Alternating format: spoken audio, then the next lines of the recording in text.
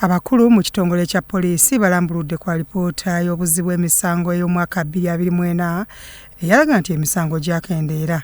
Leero ku kitebe kya poliisi e Naggulu, abakulira ebitongole eby'enjawulo mu poliisi okuli eky'ebyentambula, eky'abazinnamooto n'ekyabambega balambise ku bimu ku bye batuukako mu mwaka oguwedde. AIGP Nuwabine Lawrence akulira ekitongole ky'ebyentambula mu ggwanga agamba nti bakizuula nti obubenje businga kugwa wakati w'olunaku olwokutaano okutuusa olwa Sunday akawungeezi okusinga olwa Monday lwa wiiki n'okutuusa olwokuna.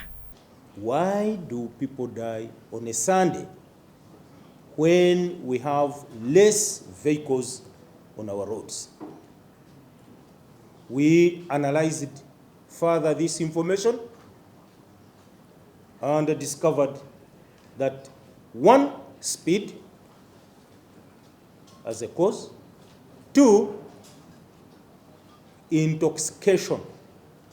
Anokoddeyo ebitundu mu ggwanga okusinziira ku nsengeka z'amabendobendo nga Rizzi, Kampala Metropolitan n'endala ezisinga okubaamu obubenje. Around 45 people die, and this number is high. The chances are that when you are involved in any crash, you will die.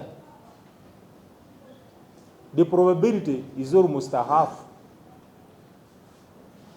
You find yourself involved in a crash, death is likely to occur.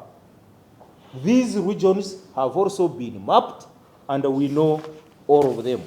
Ye AIGP Stephen Tanuyi akulira ekitongole ky'abazinnamooto alambudde bannayuganda abettanira ebimotoka by'amafuta nga bikutte omuliro nti kyabulabe n'ayogera ku mugotteko gw'amayumba ogukosezza ennyo empeereza yaabwe. It is one of the worst fires, by the way. In the firefighting, if you discuss with those firefighters at our headquarters, that's the worst job you can ever do. To go and face a fuel tanker which is on the fire. You must be highly technical. We are realizing that where there is a lot of an increase in development, the issues of fire incidents is coming up. So as the country develops, we need to plan heavily in the fire prevention. Alambise ebintu bye baazuula ebyasinga okuvaako omuliro. We will register the case where a lady decided to put a candle wax, locked the house with the children inside, and went for a club in the night. Coming back in the morning, there is no house. Children tried to fight at the doorway. The door was locked from outside. So it was the highest, and then poor cooking habits, charcoal stoves, cookers.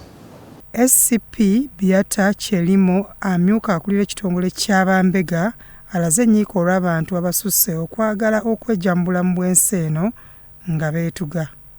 Because if you don't report, it will be in rumors. But if you let us know in time, the Directorate of Criminal Investigations has an inspectorate unit that works together with the Professional Standards Unit to investigate cases of misconduct by police officers. Where you think a policeman has been compromised while managing a case, where you think the police officer is deliberately leaving evidence that you think can support a criminal case, please report. Biola Gabriel, Crossroad TV, Omunnyo.